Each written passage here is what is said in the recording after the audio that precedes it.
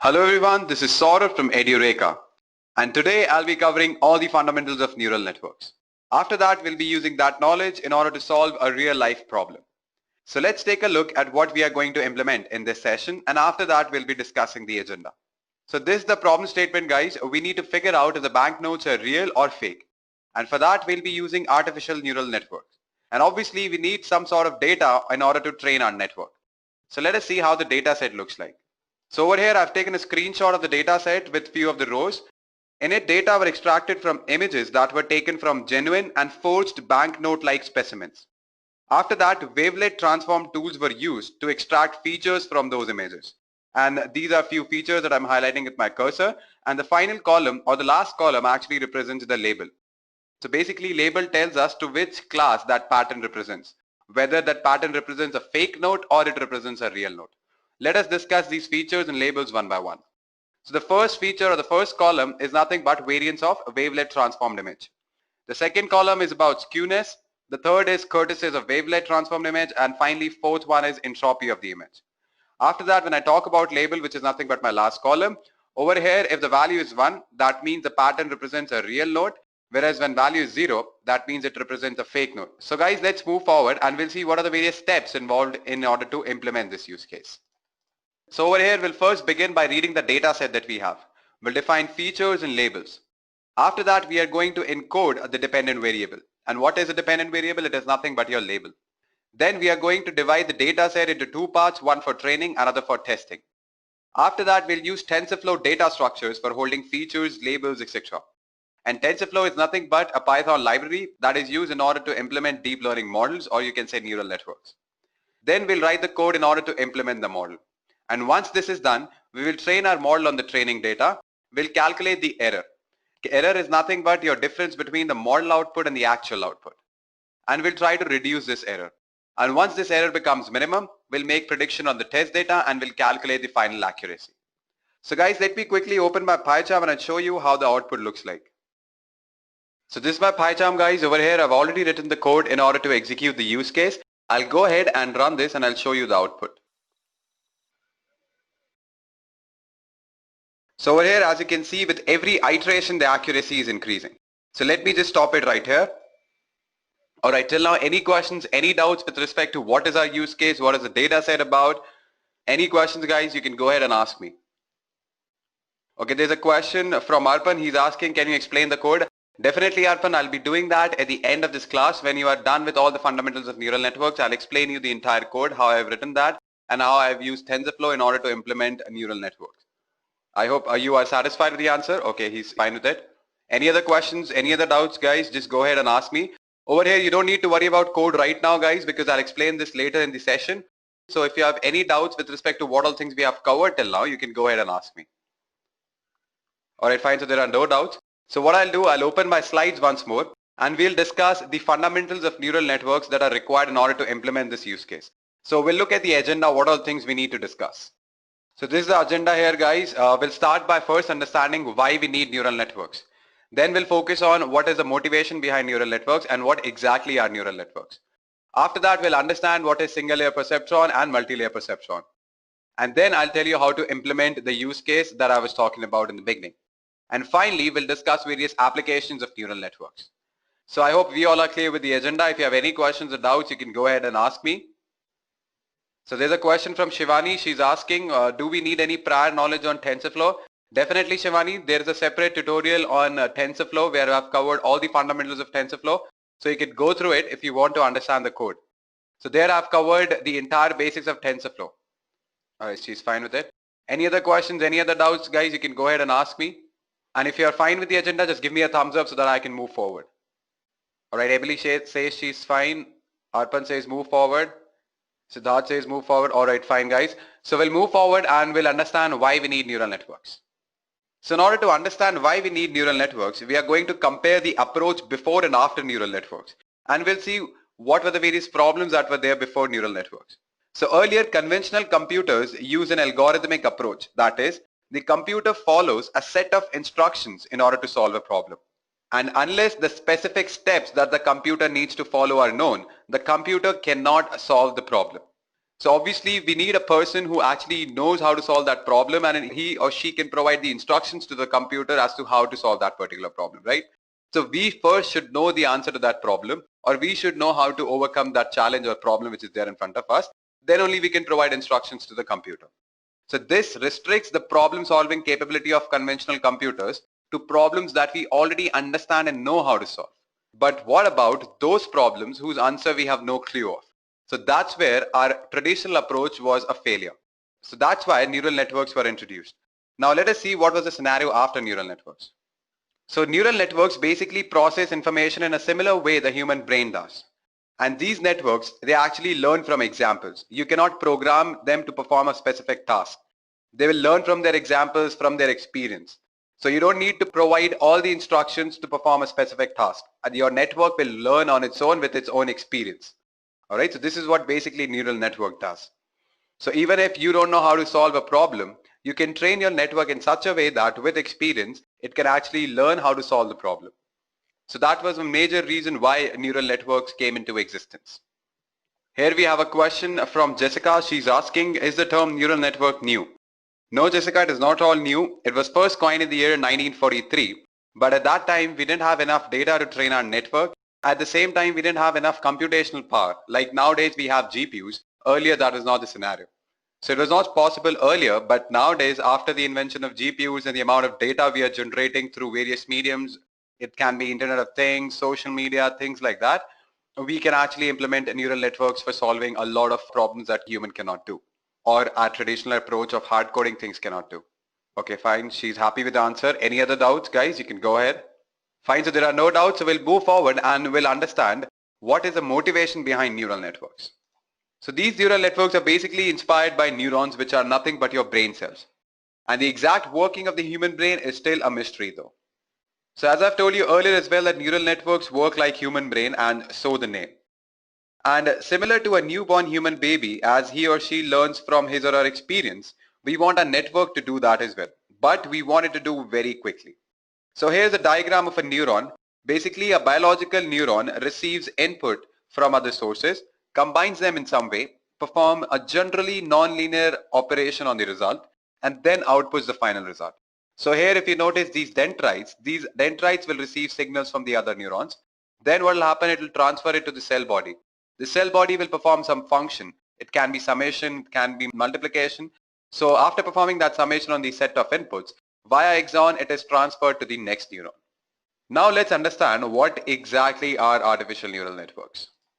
It is basically a computing system that is designed to simulate the way the human brain analyzes and processes the information. Artificial neural networks has self-learning capabilities that enable it to produce better results as more data becomes available. So if you train your network on more data, it will be more accurate. So these neural networks, they actually learn by example. And you can configure your neural network for specific applications. It can be pattern recognition, or it can be data classification, anything like that, all right? So because of neural networks, we see a lot of new technology has evolved. From translating web pages to other languages, to having a virtual assistant to order groceries online, to conversing with chatbots. All of these things are possible because of neural networks.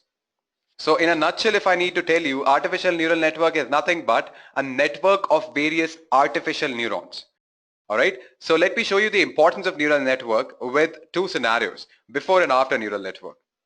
So over here we have a machine, and we have trained this machine on 4 types of dogs, as you can see where I'm highlighting with my cursor.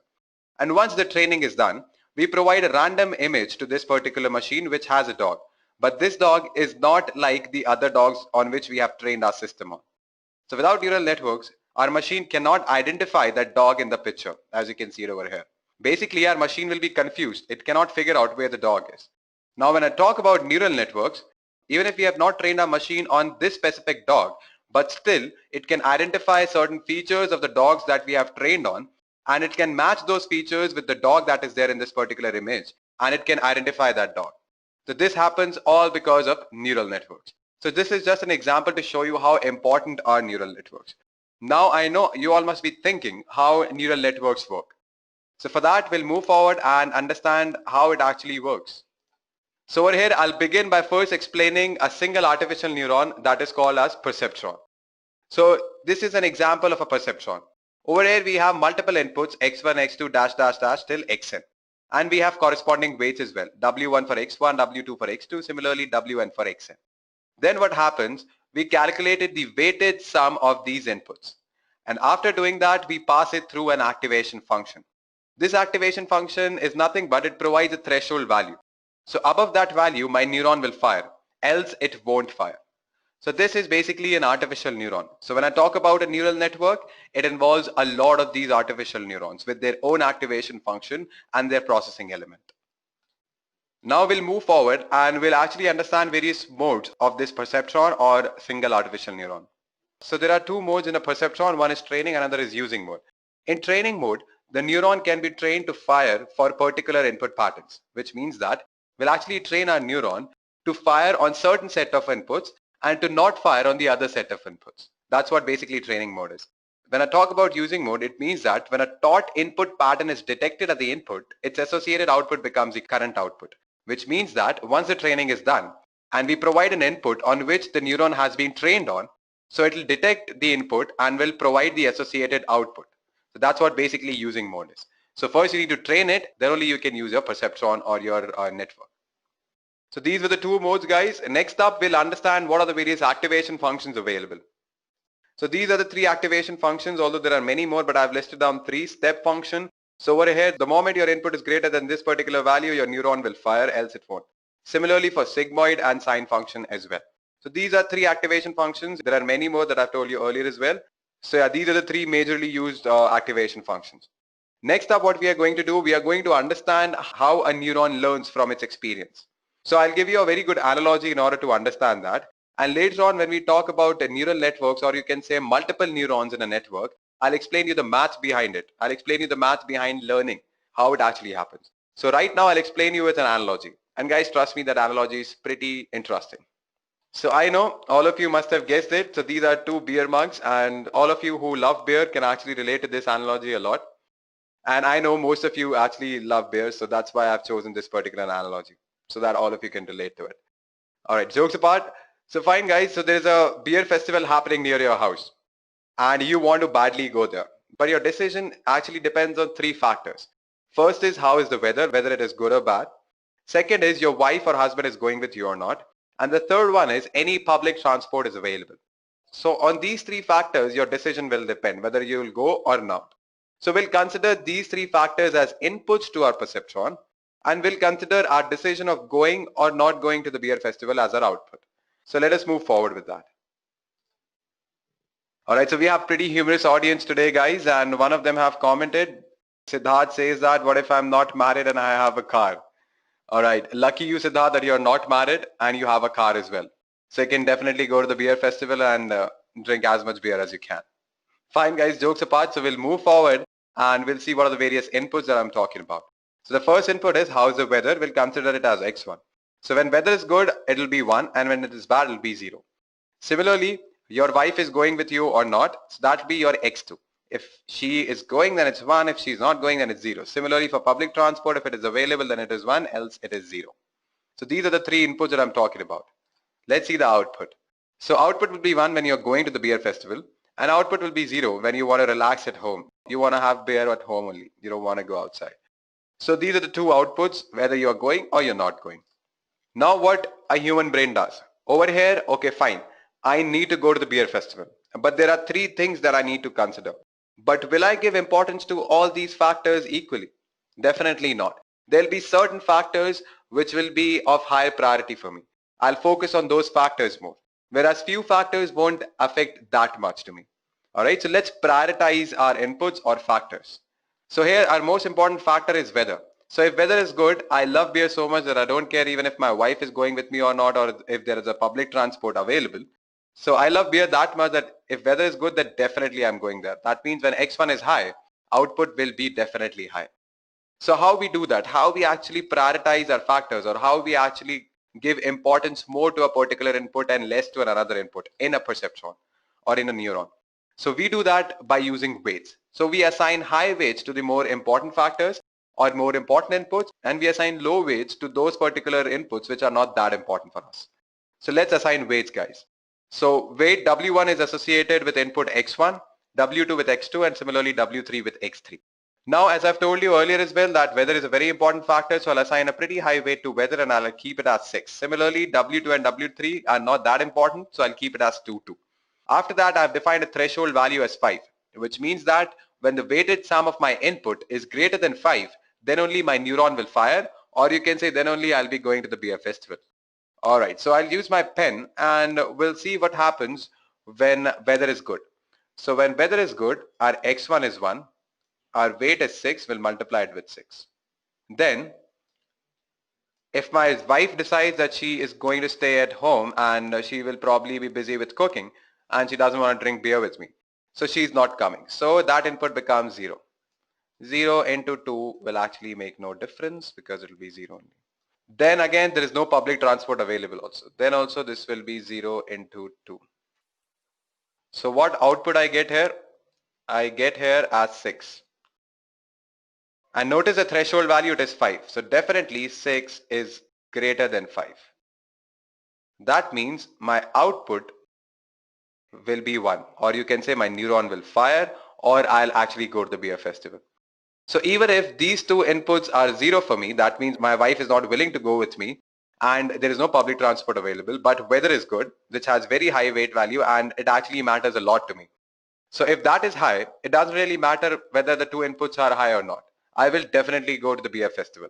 Alright, now I'll explain you a different scenario. So over here our threshold was 5, but what if I change this threshold to 3? So in that scenario, even if my weather is not good, I'll give it a 0. So 0 into 6. But my wife and public transport both are available. Alright, so 1 into 2 plus 1 into 2, which is equal to 4. And it is definitely greater than 3. Then also my output will be 1. That means I will definitely go to the beer festival even if weather is bad. And my neuron will fire. So these are the two scenarios that I have discussed with you.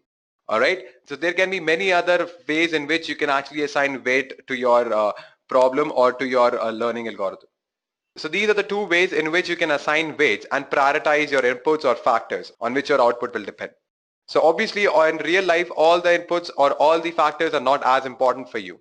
So you actually prioritize them. And how you do that in perceptron, you provide high weight to it. This is just an analogy so that you can relate to a perceptron to a real life. We'll actually discuss the math behind it later in the session as to how a network or a neuron learns. Alright, so how the weights are actually updated and how the output is changing, that all those things we'll be discussing later in the session. But my aim is to make you understand that you can actually relate to a real life problem with that of a perceptron. Alright, and in real life problems are not that easy. They are very, very complex problems that we actually face. So in order to solve those problems, a single neuron is definitely not enough. So we need networks of neurons. And that's where artificial neural network, or you can say multi-layer perceptron, comes into the picture. Now let us discuss that. Multi-layer perceptron or artificial neural network. So this is how an artificial neural network actually looks like. So over here we have multiple neurons present in different layers. The first layer is always your input layer. This is where you actually feed in all of your inputs. Then we have the first hidden layer. Then we have second hidden layer, and then we have the output layer. Although the number of hidden layers depend on your application, on what are you working, what is your problem. So that actually determines how many hidden layers you'll have. So let me explain you what is actually happening here. So you provide in some input to the first layer, which is nothing but your input layer. You provide inputs to these neurons. Alright, and after some function, the output of these neurons will become the input to the next layer, which is nothing but your hidden layer 1. Then these hidden layers also have various neurons. These neurons will have different activation functions. So they'll perform their own function on the inputs that it receives from the previous layer, and then the output of this layer will be the input to the next hidden layer, which is hidden layer 2. Similarly, the output of this hidden layer will be the input to the output layer. And finally, we get the output. So this is how basically an artificial neural network looks like. Now let me explain you this with an example. So over here, I'll take an example of image recognition using neural networks. So over here, what happens, we feed in a lot of images to our input layer. Now this input layer will actually detect the patterns of local contrast and then will feed that to the next layer, which is hidden layer 1. So in this hidden layer 1, the face features will be recognized. We'll recognize eyes, nose, ears, things like that. And then that will be again fed as input to the next hidden layer. And in this hidden layer, we'll assemble those features and we'll try to make a face. And then we'll get the output, that is the face will be recognized properly. So if you notice here, with every layer, we are trying to get a more abstract version or the generalized version of the input. So this is how basically an artificial neural network, how it works. All right.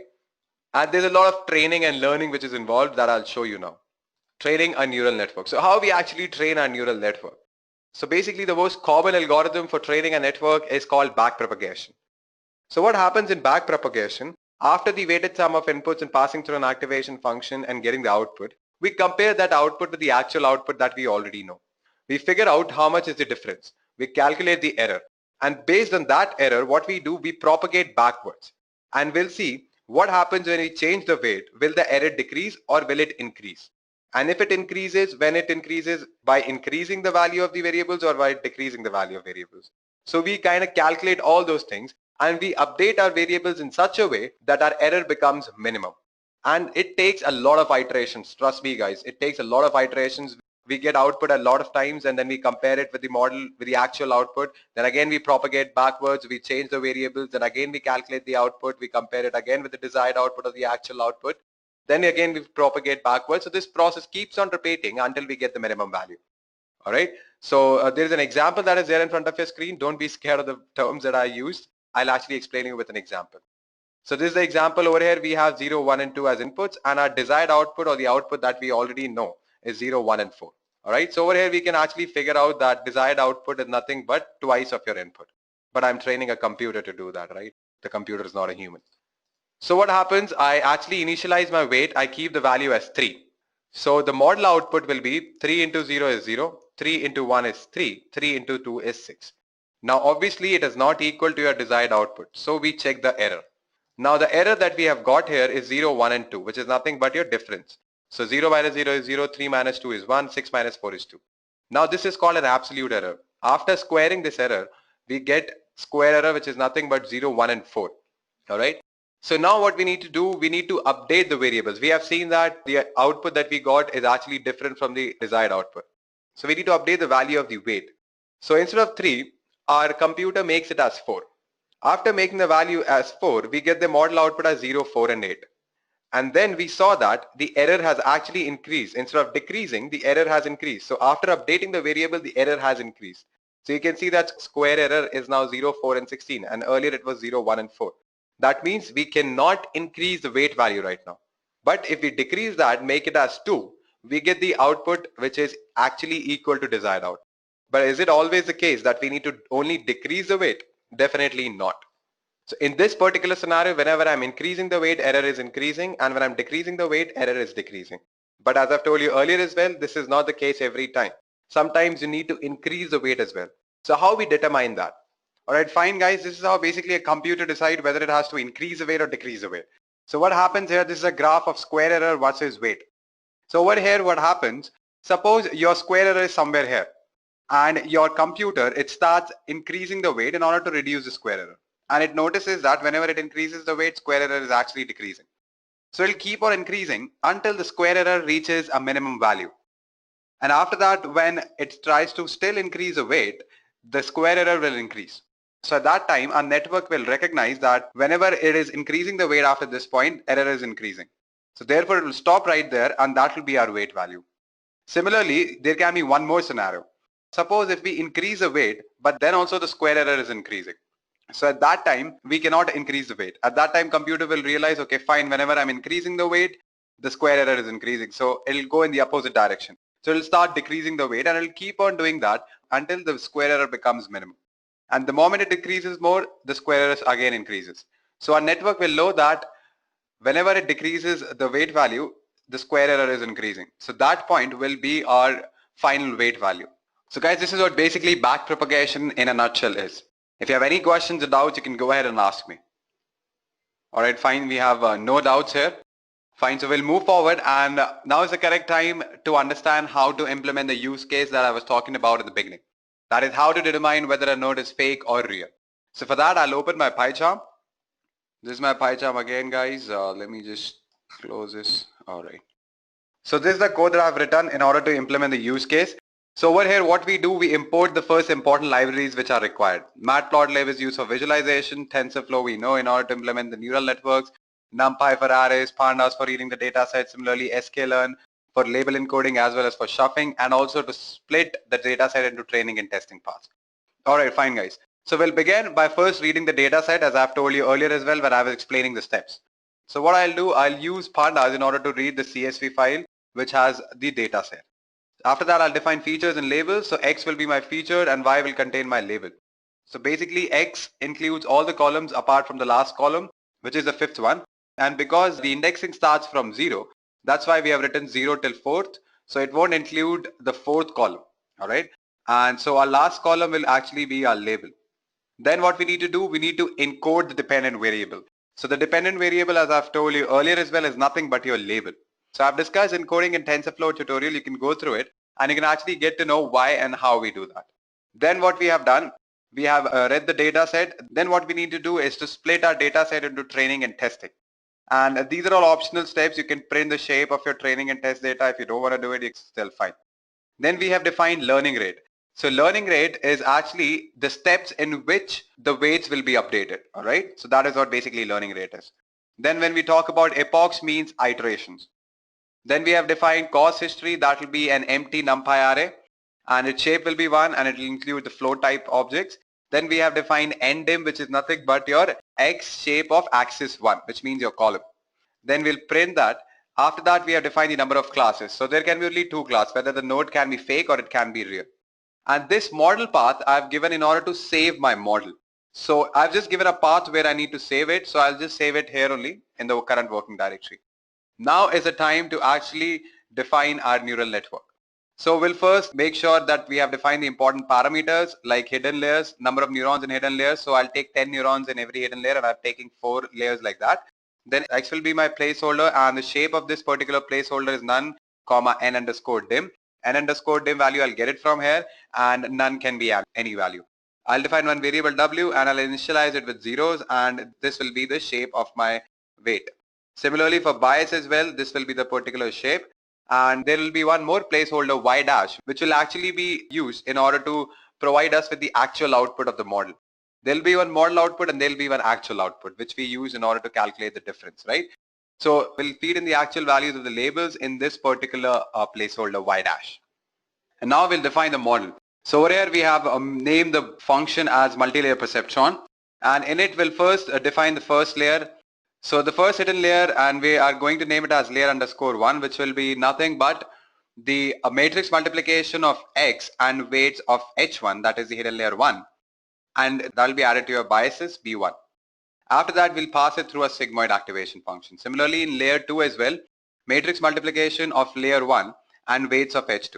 So if you can notice, layer 1 was the network layer just before the layer 2, right? So the output of this layer 1 will become input to the layer 2. And that's why we have written layer underscore 1. It will be multiplied by weights H2 and then we'll add it with the bias. Similarly, for this particular hidden layer as well and this particular layer as well. But over here, we are going to use the ReLU activation function instead of sigmoid. Then we are going to define the weights and biases. So this is how we basically define weights. This is how we basically define weights. So weights H1 will be a variable which will be a truncated normal with the shape of n underscore dim and n underscore hidden underscore 1. So these are nothing but your shapes. All right. And after that, what we have done, we have defined biases as well. Then we need to initialize all the variables. So all these things actually I've discussed in brief when I was talking about TensorFlow. So you can go through TensorFlow tutorial at any point of time if you have any question. We have discussed everything there. Since in TensorFlow, we need to initialize the variables before we use it. So that's how we do it. We first initialize it and then we need to run it. That's when your variables will be initialized. After that, we are going to create a saver object. And then finally, I'm going to call my model. And then comes the part where the training happens. Cost function. Cost function is nothing but you can say an error that will be calculated between the actual output and the model output. All right, so Y is nothing but our model output and Y dash is nothing but the actual output or the output that we already know. All right, and then we are going to use the gradient descent optimizer to reduce the error. Then we are going to create a session object as well. And finally, what we are going to do, we are going to run the session. So this is how we basically do that. For every epoch, we will be calculating the change in the error as well as the accuracy that comes after every epoch on the training data. After we have calculated the accuracy on the training data, we are going to plot it for every epoch how the accuracy is. And after plotting that, we are going to print the final accuracy, which will be on our test data. So using the same model, we'll make prediction on the test data. And after that, we are going to print the final accuracy and the mean squared error. So let's go ahead and execute this, guys. All right, so training is done. And this is the graph we have got for accuracy versus epoch. This is accuracy, y-axis represents accuracy, whereas this is epochs. We have taken 100 epochs and our accuracy has reached somewhere around 99%. So with every epoch, it is actually increasing. Apart from a couple of instances, it is actually keep on increasing. So the more data you train your model on, it will be more accurate. Let me just close it. So now the model has also been saved where I wanted it to be. This is my final test accuracy and this is the mean squared error. Alright, so these are the files that will appear once you save your model. These are the 4 files that I've highlighted. Now what we need to do is restore this particular model. And I've explained this in detail how to restore a model that you have already saved. So over here what I'll do, I'll take some random range. I've taken it actually from 754 to 768. So all the values in the row of 754 and 768 will be fed to our model and our model will make prediction on that. So let us go ahead and run this. So when I'm restoring my model, it seems that my model is 100% accurate for the values that I've fed in. So whatever values that I have actually given as input to my model, it has correctly identified its class, whether it's a fake node or a real node. Because 0 stands for fake node and 1 stands for real node, okay? So original class is nothing but which is there in my data set, so it is 0 already. And what prediction my model has made is 0. That means it is fake. So accuracy becomes 100%. Similarly for other values as well. Fine guys, so this is how we basically implement the use case that we saw in the beginning. If you have any questions or doubts, just go ahead and ask me. Any questions guys? So alright, so there are no questions, so I'll quickly discuss few applications of neural networks. So in the slide you can notice that I've listed down only 2 applications, although there are many more. So neural networks in medicine. Artificial neural networks are currently a very hot research area in medicine, and it is believed that they will receive extensive application to biomedical systems in the next few years. And currently the research is mostly on modeling parts of human body and recognizing diseases from various scans. For example, it can be cardiograms, CAT scans, ultrasonic scans, etc. And currently the research is going mostly on 2 major areas. First is modeling and diagnosing the cardiovascular system. So neural networks are used experimentally to model the human cardiovascular system. Diagnosis can be achieved by building a model of the cardiovascular system of an individual and comparing it with the real-time physiological measurements taken from the patient. And trust me guys, if this routine is carried out regularly, potential harmful medical conditions can be detected at an early stage and thus make the process of combating disease much easier. Apart from that, it is currently being used in electronic noses as well. Electronic noses have several potential applications in telemedicine. Now let me just give you an introduction to telemedicine. Telemedicine is the practice of medicine over long distance via a communication link. So what the electronic noses will do, they would identify odors in the remote surgical environment. These identified odors would then be electronically transmitted to another site where an door generation system would recreate them. Because the sense of the smell can be an important sense to the surgeon, telesmell would enhance telepresent surgery. So these are the 2 ways in which you can use it in medicine. You can use it in business as well, guys. So business is basically a diverted field with several general areas of specialization such as accounting or financial analysis. Almost any neural network application would fit into one business area or financial analysis. Now there is some potential for using neural networks for business purposes, including resource allocation and scheduling. I've listed down 2 major areas where it can be used. One is marketing. So there is a marketing application which has been integrated with a neural network system. The airline marketing tactician is a computer system made of various intelligent technologies, including expert systems. A feed-forward neural network is integrated with the AMT, which is nothing but airline marketing tactician, and was trained using backpropagation to assist the marketing control of airline seat allocation. So it has wide applications in marketing as well. Now the second area is credit evaluation. Now I'll give you an example here. The HNC company has developed several neural network applications, and one of them is the credit scoring system, which increases the profitability of existing model up to 27%. So these are few applications that I'm telling you guys. Neural network is actually the future. People are talking about neural networks everywhere, and especially after the introduction of GPUs and the amount of data that we have now, neural network is actually spreading like plague right now. So guys, this is it for today's session. If you have any questions or doubts, just go ahead and ask me. All right, Janice says, amazing session. Thank you, Janice, for those kind words. Jagrati says, thanks for explaining a neural network in simple language. I'm glad that you find it useful, Jagrati. Thank you. All right, fine. So there are no questions. So I'll just give you a quick summary of what all things we have discussed. So we first understood why we need neural networks. We compared the two scenarios, what was happening before neural network and how neural network actually changed it. Then we understood what exactly is neural network. And then we focused on a single artificial neuron that is called perceptron. And after focusing on perceptron, we came to know that complex problems cannot be solved by single artificial neuron. So at that time, we need network of these artificial neurons. And that's when multi-layer perceptron was introduced. Then we understood how to train a multi-layer perceptron with the help of backpropagation. And finally, I explained to you how to implement the use case where we were predicting whether the banknotes are real or fake. So this is it for today's session, guys. If you have any questions or doubts, you can ask me.